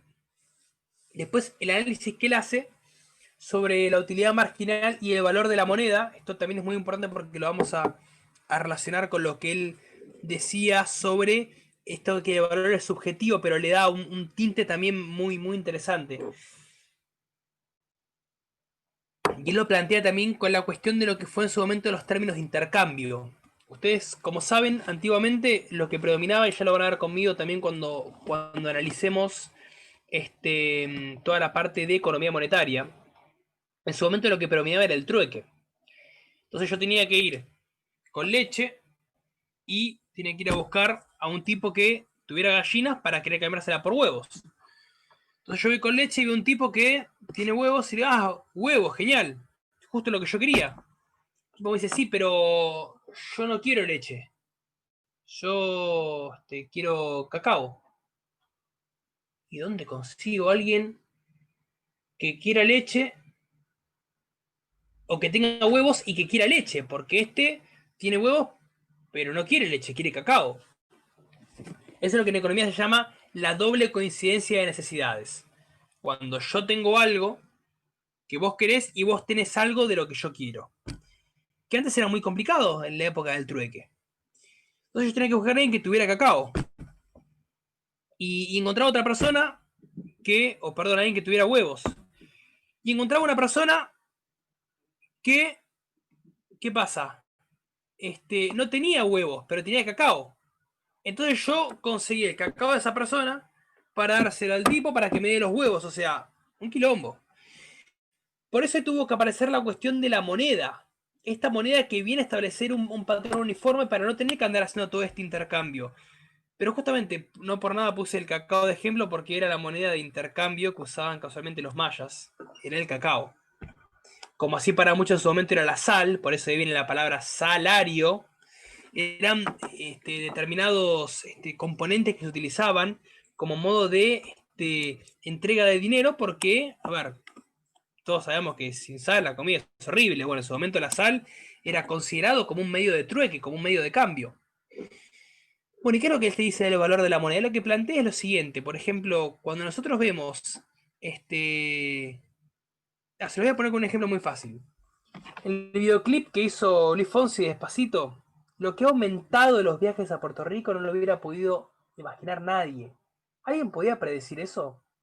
O por ejemplo, ¿alguien podría predecir que los que están con emprendimientos de alcohol en gel este año podrían hacer una diferencia abismal de lo que estaba el alcohol en gel hace un año atrás, en febrero de este año, o en enero del año pasado? No, nadie compraba alcohol en gel. No, hoy en día estamos todos con alcohol en gel, en el auto, en nuestras casas.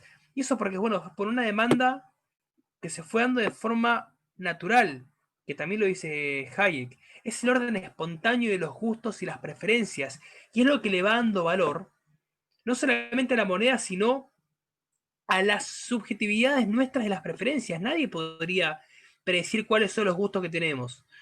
Si mañana aparece, qué sé yo, Maluma y le dice a las chicas, bueno, porque hay que comprarse, qué sé yo, este cereal que te va a ayudar, y por ahí van todos a comprarlo. Mucha gente va a comprar el cereal, eso va a aumentar la demanda de ese cereal porque lo publicita una persona conocida. Pasa con los perfumes, pasa con un montón de cosas. Bueno, eso está estudiado casualmente porque la gente sabe que el impacto de una persona puede llegar a influir en cuál va a ser la decisión que los consumidores van a tener sobre ese bien en sí mismo, sobre ese producto. ¿Por qué? Porque los gustos y preferencias son subjetivos y porque el mercado no se puede regular. Ahora voy a avanzar sobre esto porque lo explica muy bien Hayek.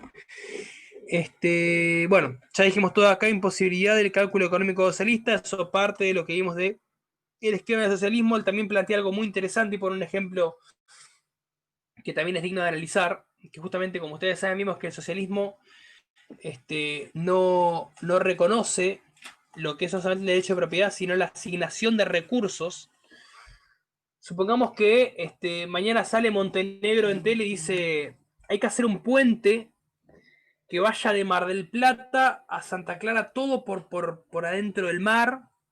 Sí, tenemos la ruta, no, pero un puente por adentro del mar va a ser genial para fomentar el turismo. Bueno, o vamos a hacerlo más exagerado. De Tandil habla Mario Lunghi con Montenegro y vamos a hacer un puente gigante que vaya de Tandil a, bueno, supongan. Bueno, ¿de qué lo hacemos el puente? Bueno, ¿de qué opciones hay? Lo podemos hacer de madera, lo podemos hacer de cemento, o lo podemos hacer de platino o de oro. ¿Por qué no? Bien. Llamamos a un arquitecto. Bueno, de arquitecto, ¿de qué hacemos el puente? ¿De qué es lo mejor para hacerlo? Y lo mejor, y hacerlo de platino o hacerlo de oro. Ahora, si estuviéramos en un esquema modelo socialista, no sabríamos que sería imposible porque el valor del platino, del oro, para hacer un puente, es completamente ridículo, absurdo. A ver, obviamente que va a ser una maravilla, porque eso no va a afectar ningún tipo de variación, ni va a tener modificaciones por el clima, pero a nadie se le ocurre hacer un puente de oro de platino. Bueno, eso él dice con la imposibilidad del cálculo económico socialista, los modelos socialistas no analizan el valor, porque como la asignación de recursos no está dada, no saben cómo van a hacer las cosas. ¿Y cómo sabemos cuánto vale? Bueno, a ver, no sé, preguntémosle al país de al lado, ¿no? Pero no podés preguntarle al país de al lado cuánto venden las cosas y querés venderlas al mismo precio. Si vos no tenés valor de tus cosas, no tenés un sistema de precios regulado, no podés saber nunca cuánto van a estar y no podés tener un mercado que funcione. Entonces, él explica en este libro el socialismo de una forma increíble, porque es imposible de aplicar. Si lo pueden leer, se los recomiendo porque la verdad que es una lectura muy interesante. Bien, acá aparece otro austríaco que es Friedrich Hayek, fue premio Nobel de Economía, si no me equivoco, a 1980, 1990 fue premio Nobel de Economía. Creo que sí, a fines de los 80. Él es una persona, como les decía, que discutió mucho con Keynes. Es una persona que no tenía muy reconocida su labor, el tipo te escribía como un libro cada 2 años, era una bestia.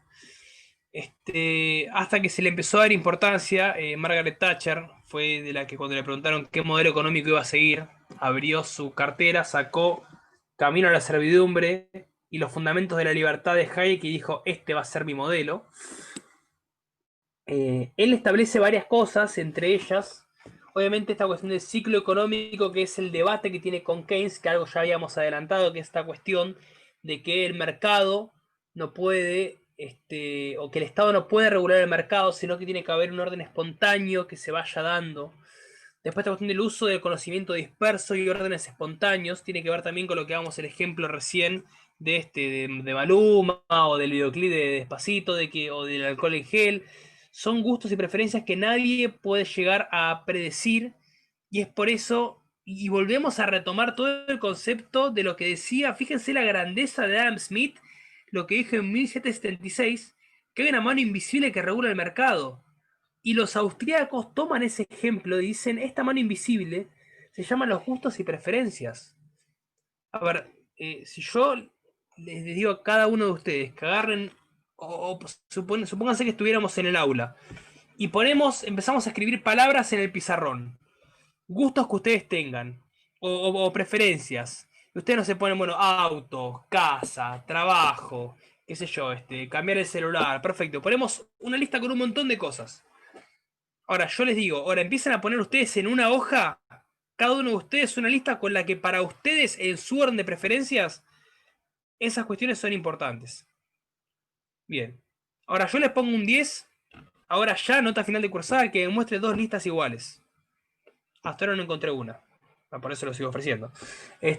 Con esto quiero decir que como los gustos y preferencias son tan distintos, y es un aula homogénea, con edades similares, con gustos parecidos, pero no todos los gustos son iguales porque nuestros órdenes son distintos y no los podemos saber hasta que no los exteriorizamos. Si ustedes están en un supermercado y están entre agarrar una Coca o una Pepsi, yo no sé qué ustedes tienen en su cabeza. Hasta que veo que manotea la Coca, dice, bueno, él prefiere Coca. O prefiere Coca por encima de cualquier otra cosa.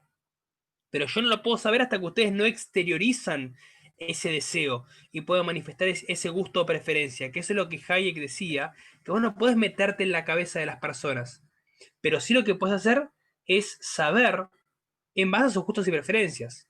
Y sobre esto se dio un estudio muy interesante que lo hizo la compañía de Hewlett Packard, de HP de computadoras, de que iban a lanzar un nuevo producto al mercado.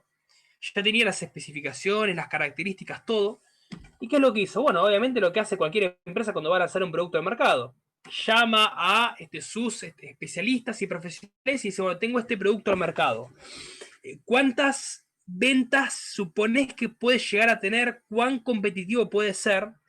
Bueno, y los tipos le hicieron los gráficos y las estadísticas, y esto va a tener una facturación y un promedio de ventas de tal. Los tipos se quedaron pensando y dijeron, ¿por qué no hacemos algo distinto? ¿Por qué no armamos un mercado virtual? Con usuarios en línea de verdad, les ofrecemos el producto, lo tiramos en línea a comparación con otras computadoras, y aquellos que participen van a tener un descuento importante cuando salga este mercado a la venta. Así tenemos un estimativo más real, obviamente con gente, con usuarios de verdad, de cuánto puede llegar a valer esto en el mercado. Yo les puedo asegurar que la cifra que les dio fue muchísimo más acertada que la que les hicieron sus especialistas con los gráficos y las estadísticas. ¿Por qué? Porque se metieron en la cabeza de cada uno de sus usuarios y consumidores y pudieron ver cuáles eran sus gustos y preferencias después de que ellos las exteriorizaron. Cuando dijeron, no, este me gusta, no, pero yo creo que esta función sería mejor acá o esta acá, y así empezaron a ver qué es lo que la gente quería, cómo sus clientes podían satisfacer su demanda. Y eso lo hicieron gracias a que el pensamiento de lo que dice Hayek, que el uso del conocimiento disperso, no sabemos qué piensa cada uno, por eso busquemos unificar ese conocimiento y que no sea tan disperso. Y este orden espontáneo, que determina justamente esta cuestión de no saber lo que uno piensa hasta que lo exterioriza. Bien, ya quedan 20 minutos, vamos a cerrar el último con Friedman y vamos a dar lugar a que pregunten si quieren. Dejé algunos hilos como para poder tirar después si quieren, si no, después me pueden preguntar, no hay ningún problema. Bueno, Milton Friedman, monetarista, da origen a lo que se puede denominar la escuela monetarista. Perdón, me olvidé explicarles una cosa muy chiquita que es acá lo de free banking, que lo que decía Friedman. Básicamente lo que plantea con eso también, que lo tiene él en uno de sus libros, creo que en estos que puse acá ninguno, porque como le escribió una cantidad de libros. Él lo que planteaba es que los bancos tienen que tener un encaje bancario de 0 para poder prestar, o mejor dicho, de 100 para tener todo su dinero disponible y que la gente confíe en los bancos. Ustedes, como saben, y si no, ya después lo estudiaremos cuando vemos economía monetaria, los bancos tienen una cantidad de dinero que se guardan y el resto la prestan.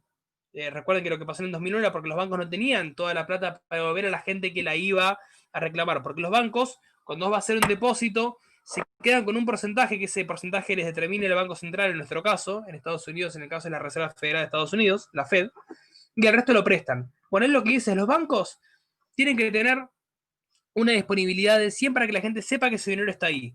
Y bueno, ¿dónde está el negocio de los bancos? Bueno, no, los bancos no tienen que hacer negocio, los bancos tienen que ser solamente un sustento de dinero y tienen que tener una tasa de interés mínima, pero no hacer los negocios que hacen los bancos en sí.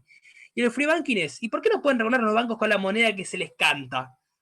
¿Por qué no puedes ir a hacer transacciones con determinados bancos y que si querés este banco, el francés, te lo cobre con la moneda o con el euro, y que el Santander sea con los reales, y que el Banco of America sea en dólares? ¿Por qué no puede ser así? ¿Por qué tiene que ser todo con la moneda que te dice el Banco Central? Bueno, porque acá está regulado. Bueno, pero ¿por qué? Entonces lo que se planteaba es, ¿por qué los bancos no pueden tener más libertad para regularse de forma distinta y no depender de un ente central? como tienen muchos países. Ahora sí, vamos a Friedman. Bueno, Milton Friedman, él hace varios análisis, la mayoría girados en torno a lo que es el esquema de modelo monetarista. Acá me voy a abocar puntualmente a lo que es la teoría cuantitativa y la intervención gubernamental del Estado. Bien, hay una diferencia básica que tiene que ver con los monetaristas y los austríacos o los liberales, que es la opinión que tienen sobre la modificación de las tasas de interés. Friedman estaba a favor de que las tasas de interés tienen que modificarse, justamente para ayudar a que los ciclos se den. Ustedes saben que los austríacos opinaban lo opuesto. No, no tenés que modificar las tasas de interés. Dejá que el mercado se regule de forma libre y espontánea. Friedman dice, sí, está perfecto, yo creo que se regule de forma libre y espontánea. Pero creo que las tasas de interés son importantes porque el interés en sí también va generando, va fluctuando. Está bueno que se pueda dar un interés que sea siempre en pos beneficio para el privado. En ese caso se tiene que dar a ver cuántos negocios se han hecho o cuánto hemos visto la posibilidad de, qué sé yo, cambiar el auto o empezar un emprendimiento, cuando vimos que había algún crédito que nos convenía por el interés que nos ofrecía. Bueno, y eso lo hemos aprovechado y hoy en día hemos dado, o los que han aprovechado y por ahí generaron algún empleo y han dado puestos de trabajo, todo porque tuvieron la posibilidad de acceder a un crédito con una tasa de interés para un negocio que antes no era rentable y hoy sí es rentable por cómo está la tasa de interés. Ahora, si nos aferramos a los austríacos, no modificamos nada de la tasa de interés y ningún negocio sería rentable porque no podríamos especular con ese deseo de llevar a cabo un negocio. Ahora dice Friedman, no, se tienen que modificar las tasas de interés en tanto y en cuanto sea para beneficiar al privado, al que vaya a poner un negocio o un emprendimiento o al que vaya a emprender. Ahí sí modificamos las tasas de interés. En lo demás, opinaban todo exactamente lo mismo. Después con el tema de el empleo y la ocupación, bueno, también tienen un pensamiento muy similar. Ellos consideraban que el Estado no podía abocarse en cuestiones en materia económica, el empleo estatal tenía que ser reducido, la mayor parte del empleo debía darse por medio de los privados que tenían que emplear a personas, porque en ese caso el Estado no podía incurrir en un gasto público, esto se le iba a terminar desbordando de las manos, íbamos a caer en lo que consideraba Friedrich Hayek como el camino a la servidumbre, que este título va de la mano porque si los individuos llegan a tener una tal dependencia del Estado, iban a terminar arrodillándose por unas pocas monedas, que parece ser que es lo que pasa en determinados países de Latinoamérica. Y eso lo toma Friedman en su concepto y en su esquema de empleo y ocupación. Eso lo tiene que hacer el privado y hay que facilitarle al privado para que pueda emplear gente. Porque si el privado emplea gente, va a tener personas que van a estar pagando los impuestos, que van a poder aportar, pero si el Estado se encarga de emplear, vas a querer una realidad en que el Estado no está para dar trabajo a la gente, el Estado está para ayudar en cierta forma, obtener algún tipo de salvataje, pero en materia económica no te podés meter. Eso deja que lo regule el comercio, deja que lo regule el mercado, y en eso Friedman estaba completamente de acuerdo. Él plantea con la teoría cuantitativa del dinero, algo que ya después lo vamos a ver también cuando veamos toda la parte de política económica monetaria, que también lo van a ver conmigo. Él hacía una ecuación de qué era lo que plasmamos con esta teoría cuantitativa del dinero. Y él, en esta ecuación muy cortita, que no se la voy a explicar mucho, porque como ya la vamos a ver, M representa lo que es la base monetaria, la cantidad de dinero que hay. Por B, que es la velocidad con la que el dinero circula. Es igual al aumento de los precios por la producción que se va dando de esos precios en sí mismos de los valores, de la producción, de la productividad. ¿Qué quiere decir esta ecuación? Si consideramos que la productividad de la producción y la velocidad son constantes, quiere decir que si aumenta la base monetaria, que es M, aumenta P. O sea, si aumenta la base monetaria, aumenta el precio de los bienes. ¿Por qué hay más dinero en el sistema? Al haber más dinero en el sistema, quiere decir que la moneda, las monedas de las personas, los billetes van a valer menos, porque hay más dando vuelta. O sea que pierde valor mi billete. Y como mi billete pierde valor porque hay más dando vueltas, quiere decir que los precios van a aumentar. porque vamos a necesitar más de los billetes, porque hay más dando vuelta. Ese es el esquema que él determina. Entonces, teniendo en cuenta esto, quiere decir que la inflación es siempre y en todo lugar un fenómeno monetario. Es lo que dice Friedman. Y si no, ¿cómo explicamos que en una economía de trueque no había inflación? Esto es muy simple. Si se emite, hay inflación. Porque vos esa emisión la tenés que canalizar por algún lado y por el único lugar que la canalizas es por medio de la inflación. Ya vamos a ver cuando analicemos inflación, que creo que lo van a ver también conmigo, vamos a ver qué dicen los estructuralistas como Aldo Ferrer, como Julio Olivera, que ellos dicen que también la inflación se puede dar por los factores de la producción, por la modificación y variación en los factores productivos, hace que se pueda llevar a dar a cabo el fenómeno de inflación. Pero si la inflación es el aumento sostenido y generalizado de todos los bienes y servicios, no de algunos determinados, como que esto no llega a cerrar del todo. Y algo que me gustaría ya con esto cerrar, es muy importante porque vamos a quedarnos en la B, en la variable de la velocidad con la que el dinero circula. El año pasado fue un año muy atípico porque al estar todos encerrados y en cuarentena, realmente muchos han estado cobrando su sueldo y no lo han estado gastando o metiéndolo dentro del circuito económico. Básicamente porque estaban cerrados muchos de los lugares que nosotros habituábamos. La mayoría de las transacciones se han hecho de forma virtual, por lo que no se puede tener un registro de cuánto es lo que se ha dado. Y encima se han dado la mayoría mediante una plataforma que es privada, como es Mercado Libre. O sea, de eso no tiene control el gobierno de cómo es la cantidad de operaciones y transacciones que se han dado. Motivo por el cual se ha estado emitiendo muchísima plata, de un porcentaje a más de un 10 puntos del PBI, y esa plata es que no se ha metido dentro del circuito económico, por lo que la variación de la velocidad se mantiene constante. Cuando esa variación de velocidad, como la dice Friedman, que recién empieza a tener sus efectos a partir de los 8 o 9 meses promedio, que se empieza a gestar, cuando toda esa plata se vuelque dentro del circuito económico, ahora que se está empezando a reactivar todo de a poco, ahí vamos a tener un estimativo de cuánto es la inflación real que tenemos, porque lo que tenemos ahora es muy por debajo del nivel. Y estaba escuchando el otro día a varios economistas que estaban haciendo un análisis, y si mantenemos un índice de inflación por lo menos de 50%, como se dice, que es lo que debería llevar un aumento del dólar de 6 pesos por mes, tendríamos que llegar a diciembre del año pasado con un dólar a 500. ¿Por qué? Porque son los modos, son los métodos que maneja la economía, es cálculos económicos, es algo científico. Y eso, si mantenemos la inflación que tenemos ahora, ya, hoy, nos falta contar todo lo que se ha estado gestando, como le decía, este dinero que no se sabe realmente cuánto es lo que se va a volcar en el circuito económico. Pero con la inflación que tenemos hoy y por lo que debería aumentar el dólar por mes, para diciembre tenemos que tener un dólar a 500. Bueno, mis estimados alumnos, eso ha sido todo lo que es esta evolución de pensadores en materia económica. Hemos ido desde Platón hasta Friedman, tratando de tener un panorama bastante amplio y muy acotado de todos. Recuerden que hemos tocado desde los mercantilistas, los fisiócratas, la escuela clásica, Adam Smith y David Ricardo, la escuela de Marx, la escuela de Keynes, la escuela de los revolucionarios marginalistas como Menger, como Marshall, que son los que hemos explicado. Después lo vimos a Keynes, lo vimos a Hayek, lo vimos a Mises y lo vimos a Friedman. Preguntas.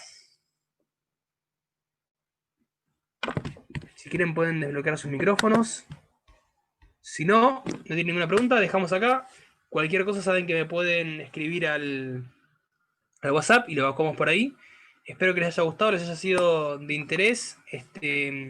La próxima clase no sé si vamos a ver, la idea mía es que podamos tener una clase para ver sistema económico y artístico de la Confederación de Alberdi, para ver el modelo económico de Argentina. No quise entrar en eso, porque no sé si vamos a tener una clase, pero si no, depende del tema que vaya a dar la clase pasada, lo explico muy por arriba como para que les quede un poco la idea. ¿Dónde se puede leer el tema ese? Bueno, yo acá hay un librito muy chiquito que lo tengo de base, que literalmente es muy chiquito el libro, son creo que promedio de unas 90 hojas, que se llama Breve Historia del Pensamiento Económico. Es algo muy chiquito, es un resumen, lo que yo les he dicho básicamente. Yo les recomiendo que con la clase esta analícenla Estúdienla. Cualquier duda que tengan me pregunten. No se enrosquen en leer ninguno de los libros que yo les marco acá abajo para que tengan una referencia de qué es lo que escribieron cada una de estas personas. Si lo quieren leer por gusto propio, yo encantado de la vida, obviamente, que es lo que también determina cuál va a ser la diferencia entre un aprobado y una excelente nota, es que nos citen autores, que nos citen referencias, bibliografía, saber que de verdad se comprometen con la materia, es lo que marca la diferencia entre un 8 y un 10. A eso les quiero decir. O sea, no es que no van a desaprobar porque no sepan qué dice el Capital de Marx en el capítulo 5, no. Pero esta cuestión de un interés por demás de la materia, si nosotros lo tenemos en cuenta bastante. Pero con esto que vimos acá, creo que ya tienen para entretenerse de sobra, tienen autores, tienen pensamientos, tienen escuelas, tienen ideologías. Así que bueno, chicos, que tengan una buena semana y nos vemos el próximo miércoles. Nos vemos el próximo miércoles. Muchas gracias. Doctor, una pregunta. Gracias. Sí, decime. El viernes tenemos clase porque en el cronograma decía lunes, miércoles y viernes. Les contesto en unos minutos al WhatsApp. La verdad que no sé si vienen con mi padre, le pregunto a él. La verdad que no tengo ni idea. El Dale. cuatri pasado había sido lunes y miércoles, pero puede ser. Déjeme que lo consulte y le digo. Dale, muchas gracias. Dale. Gracias, buenas noches. Bueno, si me preguntas me despido. Buenas noches, chicos. Adiós. Buenas noches a todos.